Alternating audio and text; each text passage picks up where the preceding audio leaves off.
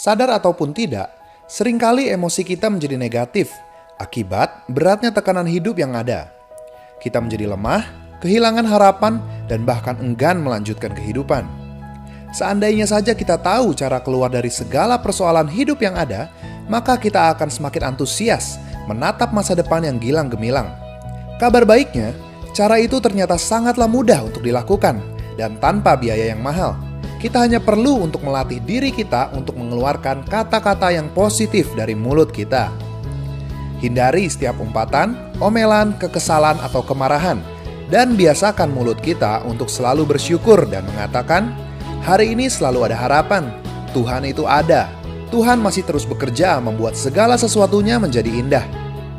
Memang masalah tidak akan hilang dalam semalam, seinstan yang kita kira. Tetapi hal itu perlu dilakukan dengan ketekunan. Semakin sering kita memperkatakan hal yang positif, secara sendirinya emosi kita akan menjadi positif. Latihan ini haruslah kita lakukan setiap hari menjadi gaya hidup.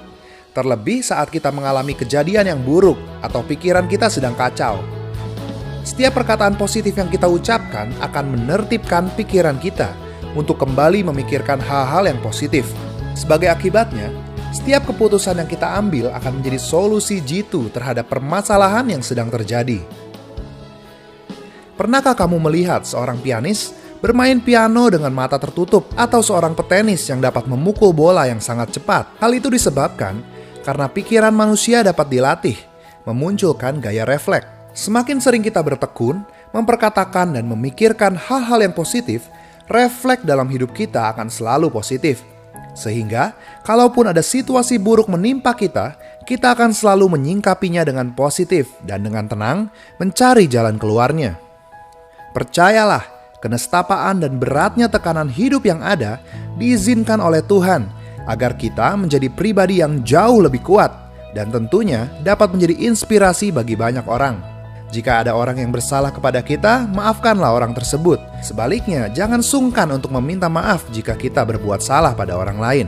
Dengan cara itu, kita dapat menjaga atmosfer hidup kita tetap positif dan bersuka cita. Suatu saat, kita akan heran sendiri melihat bagaimana Tuhan membuat segala sesuatu dalam hidup kita berakhir dengan happy ending. Jika kita belum happy, artinya belum ending. Dan jika belum ending, artinya Tuhan masih terus bekerja. Jadi, Sobat Indonesiawan, teruslah berharap dan jangan jemu-jemu memperkatakan dan memikirkan hal-hal yang positif. Awali setiap hari dengan doa, lewati setiap jam dengan ucapan syukur, dan akhirilah setiap hari dengan hati yang tenang. Sebab kita tahu bahwa hari esok selalu ada harapan dan masa depan yang cemerlang.